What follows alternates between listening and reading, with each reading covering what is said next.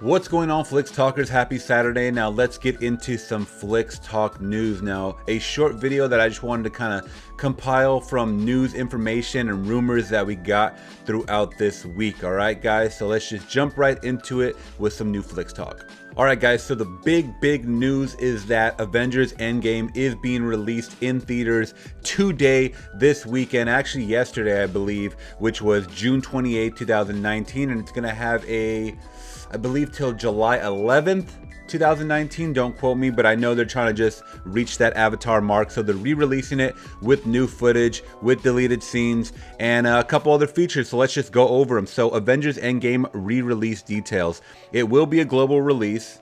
It will be accompanied by an intro with Anthony Russo, one of the directors. It features an unfinished deleted scene.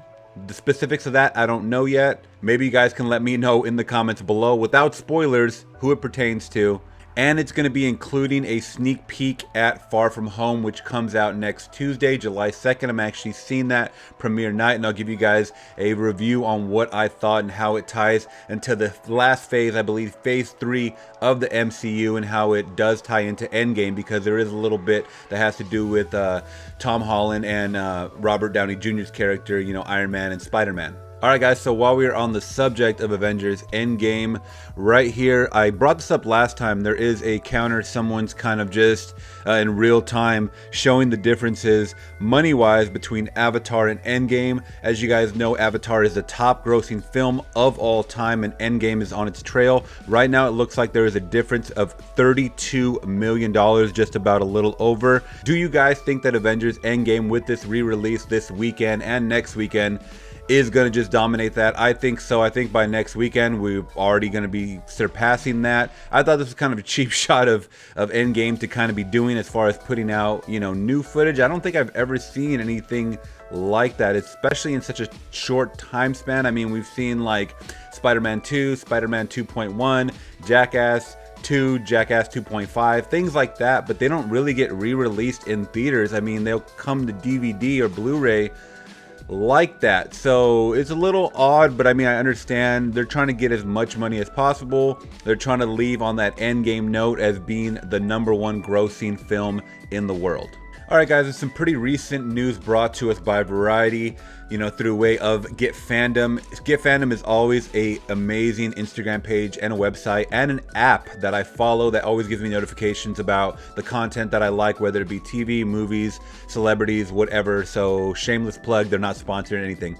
Anyways, guys, from Get Fandom's page, it says Melissa McCarthy in talks to play Ursula in The Little Mermaid live action. So me and some coworkers were talking yesterday about what is going to be the next live action, because we have Lion King, they just did Aladdin, guys. They're working on Mulan. They're working on so many live actions so quick. I think they're going to burn out of their catalog in the next 5 years. But let me know in the comments below. On a side note, what do you guys think, or what would you like to see remade into a live action film, if anything? Because their catalog is huge of movies they haven't touched yet.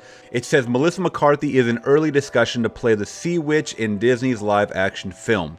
Rob Marshall will direct, and the film will incorporate OG songs and new tunes from Lin-Manuel Miranda. So I think I've mentioned this before, but I have a younger sister who, when we were growing up, that's all I would hear playing throughout the house every Saturday morning was The Little Mermaid. You know, she was singing all the tunes, and it was one of those infectious songs that, just like Aladdin, that even though you weren't really 100% invested in the film, you knew all the songs. And I think this might be a pretty cool movie if they can play it off. I think it's a pretty fun story as well. You have a lot of side characters like the crab and, you know, all the sea creatures, of course. It's also a dark story, kind of like how Dumbo was. It had dark elements. So, and even some coworkers were talking about maybe they can remake Bambi, because that also has some dark elements to it as well. So yeah, I'm actually looking forward to this one. Now, to all the Sherlock Holmes fans, the ones that Robert Downey were in, it looks like Henry Cavill joins the superhero Sherlock's club. So we know that Mr. Robert Downey, if you guys don't know already, he dies in Avengers Endgame, and he is no longer part of the MCU.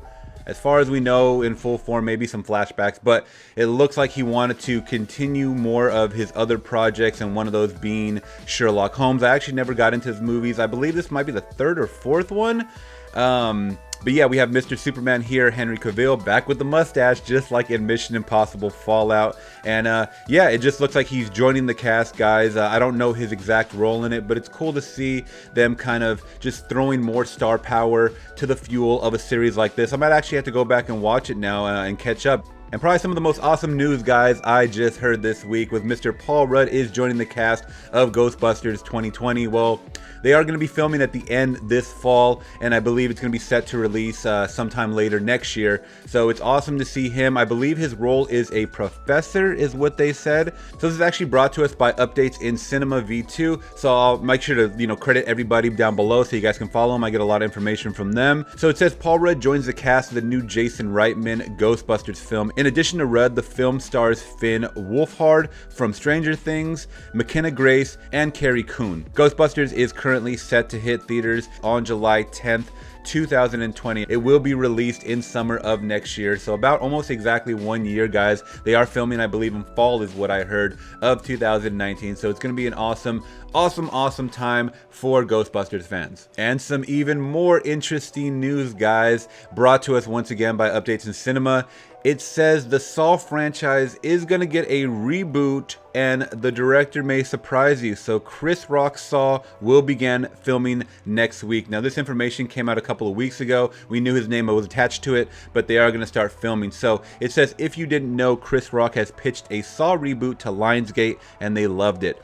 Fast forward a few months later, and here we are. The studio has fast-tracked the project, and longtime director Darren Lynn Bousman has taken to Twitter and revealed he will start filming next week. So he's not directing it, but he is going to be a huge part of this new Saw reboot. He says, start shooting the new Saw film in just a few days. Something I never thought I'd be typing again. Gotta be honest, no one is ready for the insanity about to bleed out on the screen.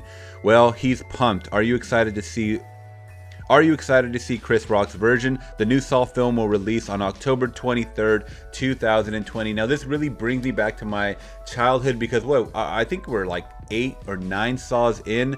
So, I mean, you gotta be over 15 years of Saw films, if not, 2 decades. I don't know.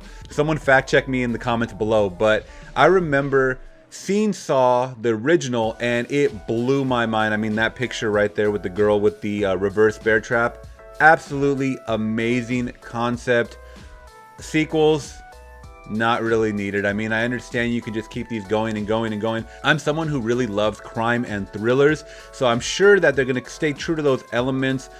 I don't know how much darker you can go as far as the story. That story was pretty dark, so I want to really see their twist on this, or everybody involved's twist on the new Saw, because I think this is something that should be actually rebooted because it just went super downhill after like the first 2 or 3. Number 1 is definitely a A+ movie in my heart forever. So like I said, are you excited to check out what Chris Rock has in store for this new Saw reboot? And that's it for this week, guys. Did I miss some big ones? I'm sure there's a lot to be talked about. I mean, the new Charlie's Angels, Space Jam 2, James Bond, Minecraft the movie coming out, but there's so much to just cram in here. I'm gonna try to get more news content, more news information videos like this for you. And if you guys did appreciate this video, please hit that thumbs up. Make sure you guys are subscribing. All the info is right up above. You guys can see it right there.